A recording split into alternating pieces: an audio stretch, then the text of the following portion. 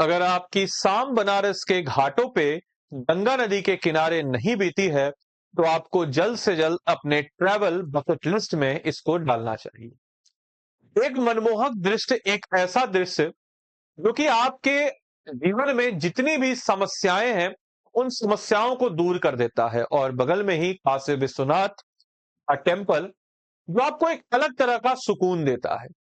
लेकिन मैं जब भी वहां जाया करता था, या आप में से ज्यादातर लोग जब भी वहां जाया करते थे, तो हमारे मन में सवाल जरूर आता था, यही गंगा नदी तो हमारे बिहार में भी है।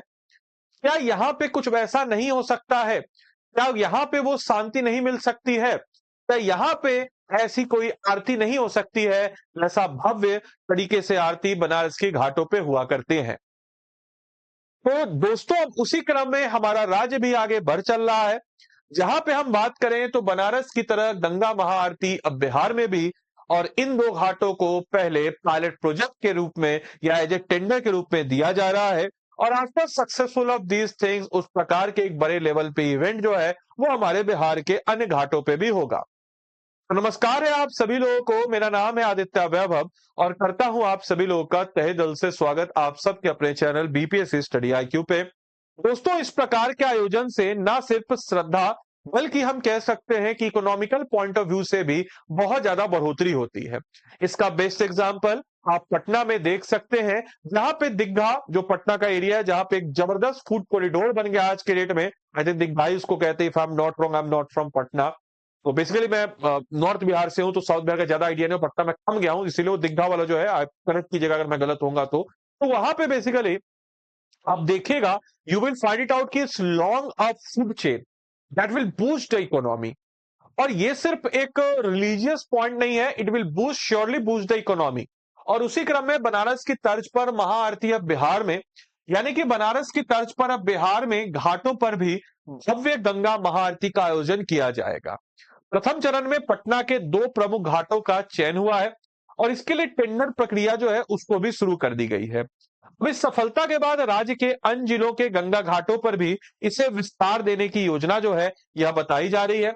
जहां पे बनारस की बात हो या गंगा घाट पर महाआरती का जिक्र ना हो, तो ऐसा हो ही नहीं सकता है। और ऑब्वियस सी बात है, बिहार या फिर दूसरे राज्यों के लोग भव्य गंगा आरती देखने के लिए बनारस पहुंचते हैं, जिसमें से हम भी जाते हैं। लेकिन अगर वो हमारे यहाँ होगा तो वो सारे लोग हमारे यहाँ आएंगे, हमारे यहाँ की इकोनॉमी बेहतर होगी, हमारे यहाँ का कल्चर इन्फ्लुएंस बढ़ेगा, हमारे यहाँ के लोग को रोजगार मिलेगा।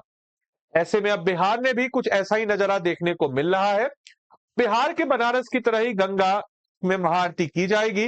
और बिहार राज्य पर्यटन विकास निगम की बात अगर हम करते हैं, तो बीएसटीडीएस की ओर से आयोजन जो है यह किया जाएगा। इससे पहले लोकल स्तर पर था, लेकिन अब यह आयोजन जो है बिल्कुल औपचारिक स्तर पर एक सिस्टमैटिक तरीके से किया जाएगा। आपको बताते चले कि पहले चरण में पटना के दो गंगा घाटों पर महाआरती होगी, और जिसमें पहला जो है मित्तन घाट, जो कि पटना सिटी, और पर्यटन घाट, जो कि दीघा को चुना गया है। और टेंडर जारी किया गया है, और उद्यमियों से प्रस्ताव मांगे गए हैं कि आप जो है कैसे इसको इन्वेस्ट करके, क्योंकि ऑब्वियस सी बात है जो इन्वेस्टर है, और एक पीपीपी मॉडल पे, यानी कि पब्लिक प्राइवेट पार्टनरशिप मॉडल पे इसको डेवलप किया जा रहा है। इतना ही नहीं, टेंडर की प्रक्रिया में 1 लाख रुपए सुरक्षित राशि, घाट सजावट, पूजा सामग्री और ब्राह्मण व्यवस्था जो है सब कुछ शामिल है। और प्रस्तावों की समीक्षा के बाद विस्तृत योजना और संचालन को एक अंतिम रूप दिया जाएगा। इतना ही नहीं, पटना के बाद अब भागलपुर और बक्सर के गंगा घाटों पर भी महाआरती की तैयारी चल रही है। बिहार में गंगा नदी 445 किलोमीटर का डिस्टेंस ट्रेवल करती है, जो कि बिहार के 12 जिलों से होकर के गुजरती है, और टोटल 7 डिवीजन से होकर गुजरती है। एक बार बीपीएससी का क्वेश्चन पूछा था कि वो दो कौन से डिवीजन है जिसके साथ गंगा नदी सीमा नहीं बनाती है, तो ये मैं आपके ऊपर छोड़ता हूं, कमेंट बॉक्स में जरूर लिख के बताइए। इसके अलावा इसके पीछे लोगों की श्रद्धा को महत्व देने के साथ साथ राज्य में पर्यटन को बढ़ावा देना, टूरिज्म को बढ़ावा देना भी मेन फोकस है। इतना ही नहीं, इसके साथ गंगा की पवित्रता और स्वच्छता जो है, गंगा नदी जहां पे मुझे भी बड़ी तकलीफ हुई थी, अभी एक्चुअली में दुर्गा पूजा खत्म हुआ, और इस दुर्गा पूजा के खत्म होने के बाद यमुना नदी को जब मैं पार करता हूं, तो यमुना ऐसी बहुत ज्यादा प्रदूषित नदी हो चुकी है, हम इंसानों ने कर दिया उसको। तो वहां पे मैं देखा कि बहुत सारा कचरा जो है, कचरा ही हम उसको कहेंगे, क्योंकि इतना गलत है। मतलब खुद सोचिए कि हम जो है जो आपके जंतरी जो हम बांधते हैं, हम वहां पे 9 दिन तक रखते हैं घर में, और इसको फेंक देते हैं नदी में ऐसे ही। समझ रहे चीजों को, कागज जो रिलीजियस किताब है सबको फेंक दे, गंगा यमुना सबको प्रदूषित कर दिए अपने धर्म के नाम पे। धर्म नहीं है मेरे भाई, अगर आप भी ऐसा करते हैं तो गलत करते हैं, ये धर्म नहीं, इससे आपको पुण्य नहीं मिलेगा। आप विसर्जन कर दिए वो कर दिए, भाई नदी की हालत देख लीजिए। तो यहाँ पे भी गंगा नदी के साथ कुछ वैसा ही है। तो इसके साथ ही गंगा की पवित्रता और स्वच्छता को लेकर के लोगों के बीच में जागरूकता जो है फैल सकेगी। मैं यहाँ पे आपको मोरल लेक्चर नहीं दे रहा हूं कि गंगा नदी में दूध मत बहाइए, किसी को पिलाइए, वो आपका पैसा है, आपका दूध है, आपको जो करना है कीजिए, वो आपका है। लेकिन आप जो गंगा नदी में दूध डालते हैं या किसी भी नदी में जब आप दूध डालते हैं तो उससे क्या होता है कि उस नदी का जो ऑक्सीजन डिमांड बढ़ जाता है, जिससे एल्गी आ जाता है, एल्गी ब्लूम होता है। एल्गी जब ज्यादा होता है वहां की मछलियां मरती है तो पूरा नदी का इकोसिस्टम खराब होता है। मुझे उससे तकलीफ है। आप कीजिए, आपका पैसा है, दूध को फेंकिए गरीब को, जो हमको उससे कोई मतलब नहीं है। हमको जो करना है कीजिए, लेकिन नदी में मत डालिए। तो क्या है बिहार में गंगा घाट का महाआरती का उद्देश्य? तो बनारस की तरफ पटना के बख्तियारपुर स्थित जो सीढ़ी घाट पर महाआरती की शुरुआत की गई है, और इसके साथ ही सुल्तानगंज और हाजीपुर में भी आयोजन जो है इसका किया जाता है।